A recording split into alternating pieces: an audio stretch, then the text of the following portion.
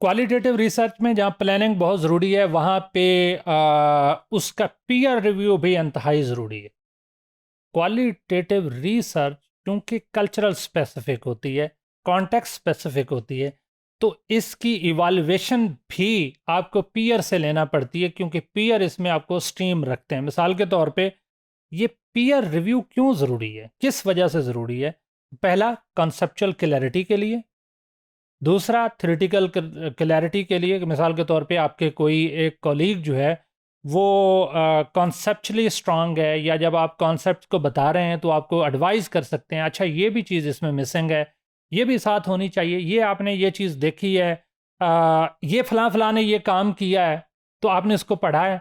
तो एक किस्म की सेंसिटाइजेशन है अबाउट कॉन्सेप्ट्स जो आप यूज़ कर रहे हैं। मिसाल के तौर पे सम टाइम क्वालिटेटिव रिसर्च ऐसे कॉन्टेक्स्ट स्पेसिफिक जाके कोई टर्म यूज़ कर देते हैं तो कम्युनिटी से रिएक्शन भी आ सकता है। अगर कोई एक्सपीरियंस रिसर्चर नहीं है, लेमैन के तौर पे चला जाए और जाके बात करना शुरू कर दे, जैसे कि हमारे मुल्क में रिप्रोडक्टिव हेल्थ के ऊपर बात करना थोड़ा सा ऑड है, वेस्ट के अंदर ये प्रॉब्लम नहीं है। तो जब आप उसकी टर्म ऐसी यूज़ करेंगे कम्युनिटी के अंदर तो आगे से रिएक्शन भी आएगा। तो पीयर जो है आपको सेंसिटाइज कर देता है। फिर इसी तरह थ्योरेटिकल क्लैरिटी के लिए भी हमने इस पर काफ़ी बात की कि थ्योरी में कोई चीज़ अगर मिसिंग है, कोई थ्योरेटिकल लेंस मिसिंग है, तो वो फील्ड के अंदर आपको पीयर्स बताते हैं। मिसाल के तौर पे आप कोई घर से कोई चीज़ कमरे से अंदर ढूंढ रहे हैं, तो कोई एक आपने बैटरी ली, वो कोई शायद वो टार्च इतना अच्छा काम ना कर रहा हो, कोई दूसरा कहता है यार इसकी लाइट कम है, ये ज़्यादा अच्छा है, तो आप ये यूज़ कर लें। तो पीयर जो है वो बेसिकली थ्योरेटिकली भी आपको स्ट्रांग कर रहे होते हैं by sensitizing about the different relevant theories.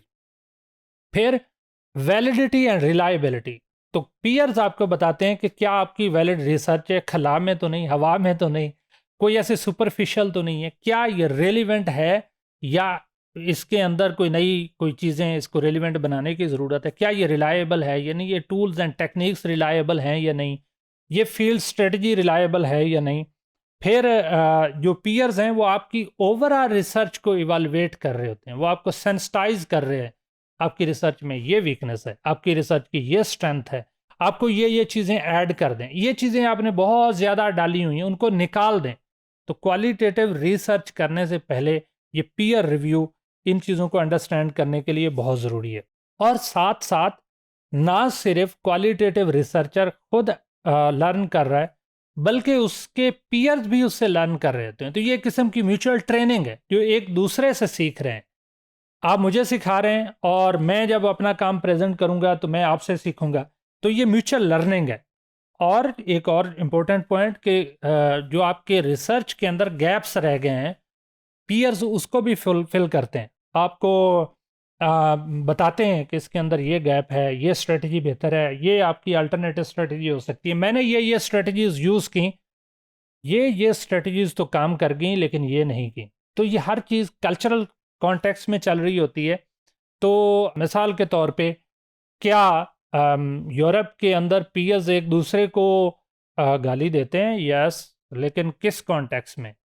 और अगर कोई उसकी गाली की नेचर चेंज हो जाएगी तो हो सकता है आपके ऊपर पिनल कोड अप्लाई हो और आपको उसको वायलेंस कंसीडर करते हुए वायलेंस के तौर पे ट्रीट किया जाए और सीरियस कॉन्सिक्वेंसेज हों, जबकि आप तो सिर्फ रिसर्च कर रहे हैं। तो आप, और फिर सेम इसी तरह से कि हमारे मुल्क के अंदर या बहुत सारी डेवलपिंग कंट्रीज़ के अंदर सर्टेन जो कॉन्टेक्स्ट हैं उसके अंदर सर्टेन टर्म्स हम नहीं यूज़ कर सकते। मिसाल के तौर पे पाकिस्तान में ब्लास्फेमी के बारे में one has to be very careful about Quran, prophet Muhammad सल्लल्लाहु अलैहि वसल्लम और बाकी अंबिया के बारे में। तो वो लेकिन रिसर्च के अंदर रिसर्चर सम टाइम इनसेंसिटिव होते हैं, वो ऐसी बात कर जाते हैं जो कि उस कल्चरल के बिल्कुल डिफरेंट होती है, तो उसके सीरियस रेपरकशंस हैं। उनको अवॉइड करने के लिए भी, यानी एंटिसिपेटरी प्रॉब्लम्स के लिए भी आपको सेंसिटिव होना है। और जितने अच्छा आपका पीयर रिव्यू होगा, एक्सपीरियंस्ड होगा, ज़्यादा लोग होंगे, उतनी ही आपको अच्छा फीडबैक मिलेगा, और अच्छा फीडबैक मिलेगा तो आपका रिसर्च फील्ड वर्क भी सक्सेसफुल होगा।